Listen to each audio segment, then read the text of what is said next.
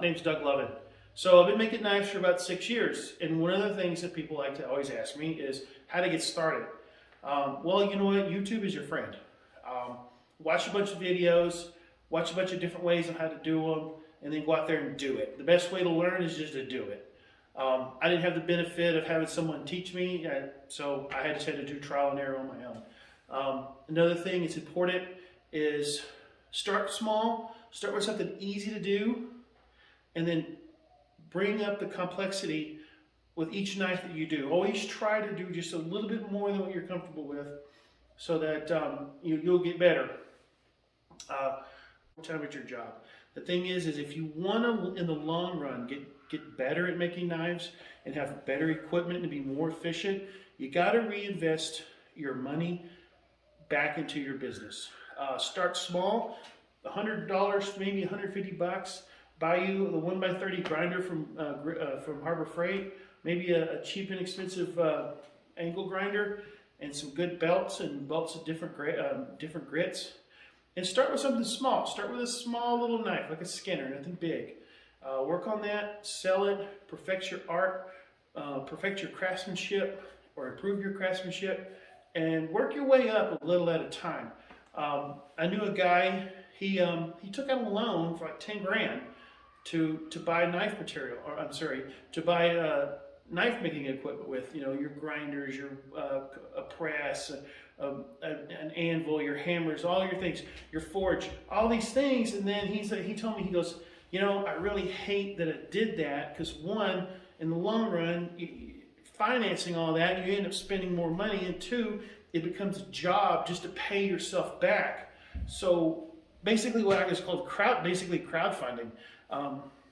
Make a few knives, save up your money, buy you some more materials, whatever you got left at that point, reinvest in a better tool. Tools that take down reduce your amount of time. Like your 1x30, you're going to spend a lot of time grinding knives with that, and it's going to take you a while. A larger grinder, like the Grizzly grinder, a lot of guys have that one. A lot of guys you see on watching Forged in Fire, you'll see that at their home shop, they've got that one. Or whatever you want to spend your money on. Build your tools as you go. Don't spend a lot of your own personal money with it, because if you start blending your incomes, like from your job or what your wife does or whatever, and then your knife money, you're not going to know how much money you're going to be making. You're not going to know how much money you're spending. Keep track of your monies coming in. Keep them separate.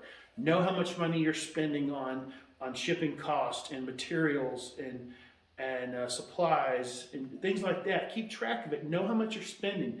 Keep it so that you always have some money in case somebody cancels an order. I watched YouTube channels. Think about YouTube.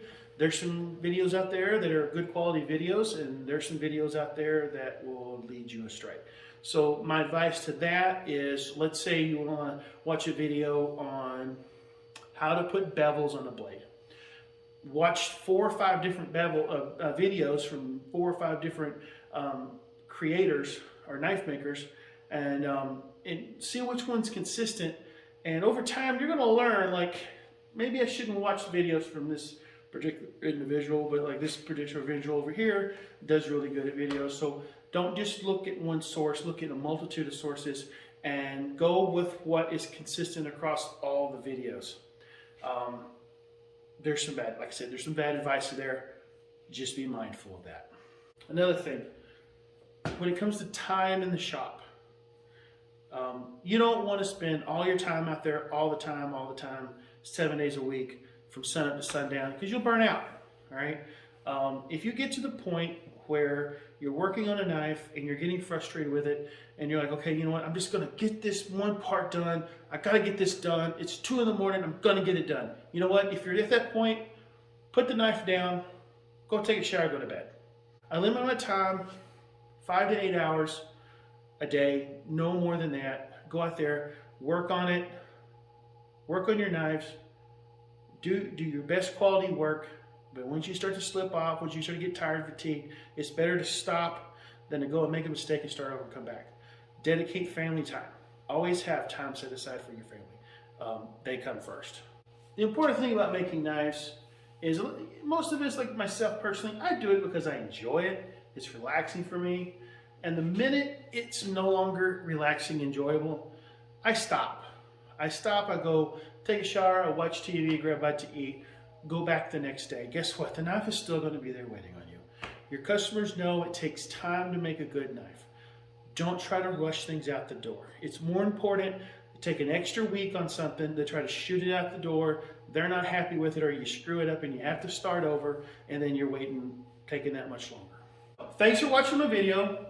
Please leave me a like, leave me a comment, and if this video was in any way useful to you, please subscribe to my channel, because I'm working hard on making new videos all the time. So be on the lookout, and if there's anything I can help you with, by all means, send me an email. Thanks for watching.